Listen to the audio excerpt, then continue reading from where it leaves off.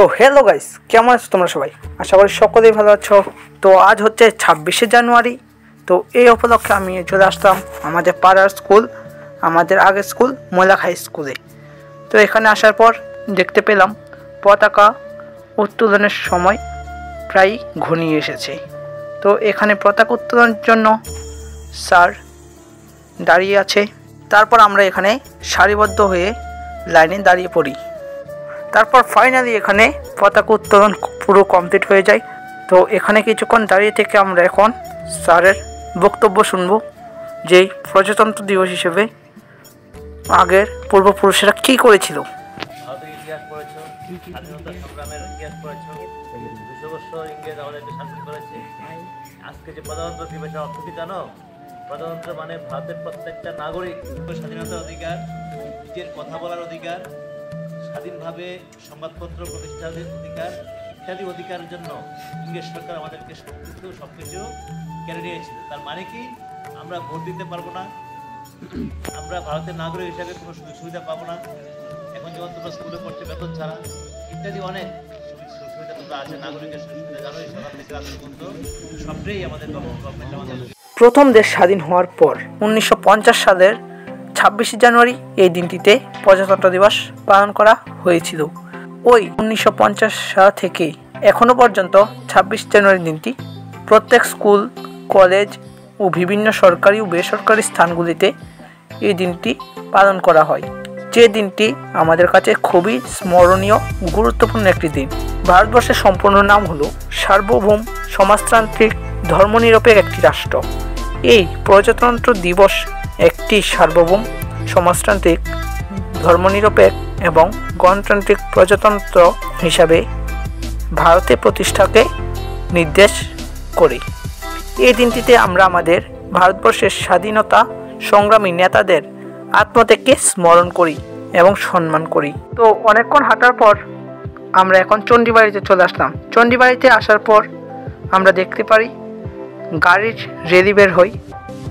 সামনে গাড়িতে ছিল বক্স, আর পেছন দিয়ে সব ইকো অ্যান্ড সুজুকি কোম্পানির গাড়িগুলি যাচ্ছিল।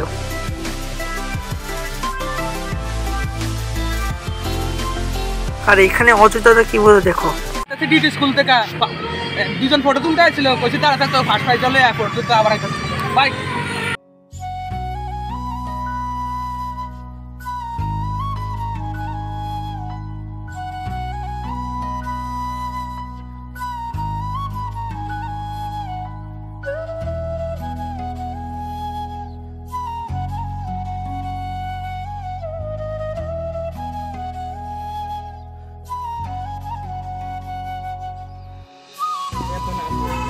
এখন আমরা এসেছি আমাদের ডিএড স্কুলে, যে স্কুল থেকে আমরা পড়াশোনা করে বড় হয়েছি এবং কলেজে উঠেছি, এই স্কুল থেকে পড়ি।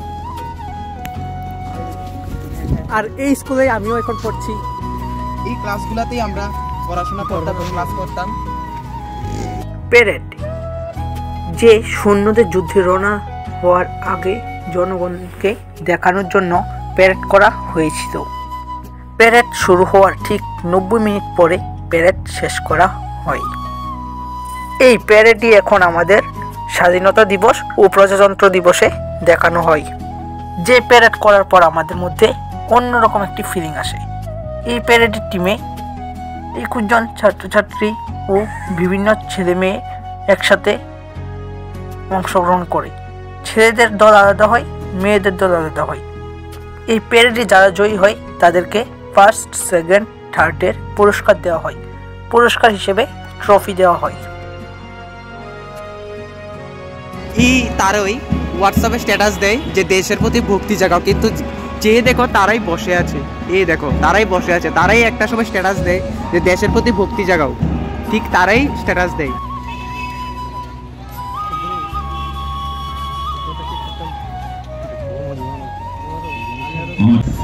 Hello guys, welcome back to my channel. আজকে আমরা এসে মায়া দেখতাম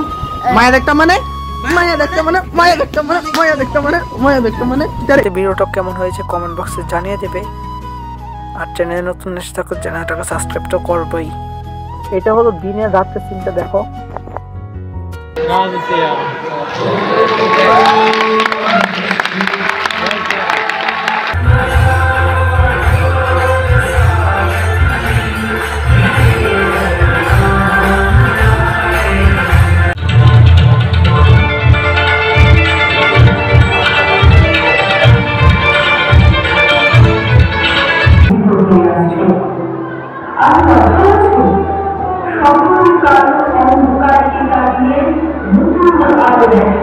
বাস এটুকুই ছিল আজকের ভিডিওটা যদি ভালো লাগে থাকে একটি করে লাইক, চ্যানেল নতুন এসে থাকলে সাবস্ক্রাইব করে বেল নোটিফিকেশনটাকে অল সেট করে দেবে, আর একটা শেয়ার তো করবেই। টাটা।